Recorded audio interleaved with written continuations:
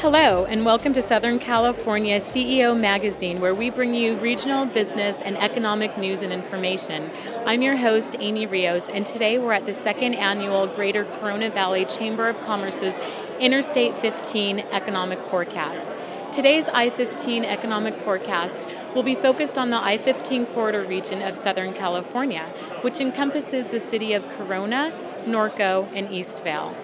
The goal of today's event is to bring together regional stakeholders and to bring them up to date on items like the SR 91 expansion, the annexation of Temescal Valley, business growth, and the economic status of the region. I was able to talk with several of the speakers and attendees about the importance and impact of today's economic forecast. I'm here with Bobby Spiegel of the Greater Corona Valley Chamber. Bobby, can you tell me what the economic forecast is of Corona? Sure, I'd be glad to. Today we have a variety of people that are going to have their expertise and share with our business community. And we're very optimistic at the Chamber about where things are headed. We think that business is growing. We see that from the surveys as well as the phone calls that we receive from our different members. And what are some ways that Corona is bringing business into the region? Well, our chamber represents a pretty large footprint from basically Ontario, California down to Lake Elsinore. But our focus really is in the heartland of Corona, thus the name of the Greater Corona Valley Chamber. And what our focus is to help all businesses within our region, within inland Southern California, to thrive and prosper. Are you optimistic about the future of Corona and California? Absolutely. City management and the elected officials within the city of Corona have really positioned themselves well. They took big decisions early on. They did a lot of employee layoffs and restructuring of the management services area of the city of Corona to ensure that there would be a thriving organization. And I wish that the state of California could come and look at Corona as the model and the example. And then for the state and then for Washington, D.C., also to come back and look and see. It all starts right here at our local level. And that's what's so great about having a Chamber of Commerce right here, hand in hand, working with the cities that we serve, and especially the city of Corona. I'm here with Kevin Metcalfe of Corona Regional Medical Center. Can you tell me what are some of the major issues facing healthcare in this region? Probably one of the biggest issues with healthcare has to do with the fact that unemployment's so high. When people are out of work, they don't have health insurance. And at that point, they still get sick, they still need services. But now they're basically working without insurance in many cases, or with very minimal insurance. And that's a drain on healthcare, it's a drain on the economy, and so I think we need to work on jobs. That's very, very important. I'm here with Karen Spiegel, council member and former mayor of the city of Corona. Karen, can you tell me why events like this are important to the city of Corona? The city of Corona has a lot of hidden treasures, and these kind of events highlight on them and let our community know how wonderful Corona is. Most people know, but we're just kind of tooting our horn and letting them know what's going on, where we're directed, and all the wonderful things about our city. And what can you tell me about the SR 91 expansion? I've been living and breathing this for years. This is something that's finally going to come to fruition. It's really exciting.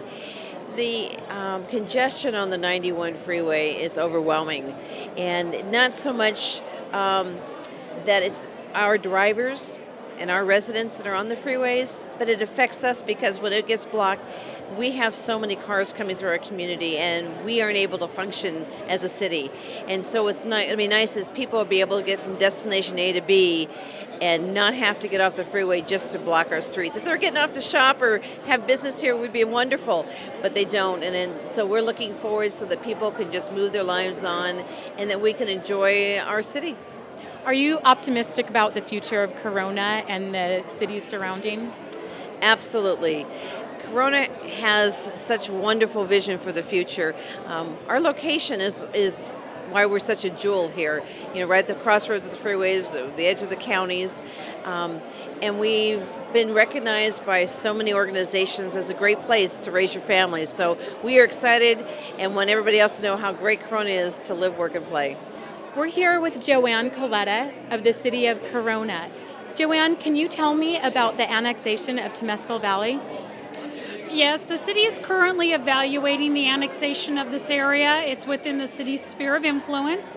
It's about 15 square miles, and we're just actually starting this process by educating the public and looking to doing some public hearings down here later in the year. But the annexation, if it's successful, would actually be incorporated into the city of Corona. It would no longer be an unincorporated area. It'd actually become part of the city of Corona and would receive city services and replace those currently provided by Riverside County. We're here with Alan Darenberg, President CEO of the California Chamber. Alan, can you tell me what you can expect out of today's economic forecast? Well, the job climate in California is not as good as we all like it to be. And what we need to do is get the participation of everybody in the political process and in the policy process to make sure we can move our state forward. This part of the state is really vibrant in terms of having enthusiasm and passion for economic development. But it's so dependent on what's going on, not just here, but throughout the world. And what I hope to find today and hope to interact with our community here in Corona is to make sure that we have a policy in place at the state level that complements and reinforces that economic passion in the Corona community. What are some major issues facing California in this region? Well, I don't think there's any question that our housing crisis throughout California has had a dampening effect on the economy. It's hurt people's equity in their home, it's hurt their retirement, it's hurt their ability to spend their money and feel confident about their wealth. And we need to restore that throughout California. One of the challenges we have at the state level is there's certain groups that want to eliminate the ability for banks to foreclose on properties. Well, then we won't get any lending and we'll never be able to have a robust housing market back in California, which is so important to this part of the state. Are you optimistic about the future? Well, California is such a great place to live. We have entrepreneurs, we have innovation, and the important thing we need to have right now is the cooperation of our state and local governments to translate that into jobs in the economy. And what it's going to take is a confidence by our elected officials and the people in those elected officials to move our state forward. And under those circumstances, then we can all be optimistic. Can you tell me what is the importance of today's economic forecast? Well, maybe the most important thing of the forecast is to make people understand and help them understand that there's still momentum in this economy. I mean, certainly most of the news you read tells us that the economy is in a recession. We all know that. But despite that, Western Riverside County is among the fastest growing areas in the United States. And so that's kind of the ray of hope and the light that we need to continue to look at. So, despite this slowdown in the recession, this is a great opportunity for us to kind of retool and think about what our needs are in the future with regard to, spurring the economy and what are the various things that are necessary to promote the kind of economic growth that we can help make Riverside County a place that people want to live, work, and play in. I'm hoping that people walk away with is a sense of economic hope for Western Riverside County, and certainly we're going to have some expert speakers that are going to be talking about housing issues and healthcare and annexation. We're going to get an update on the 91 freeway corridor. So I hope what comes out of this is that there are many things that are still occurring here in Western Riverside County that are focused on economic development, environmental benefits, and providing places for people to live in the future.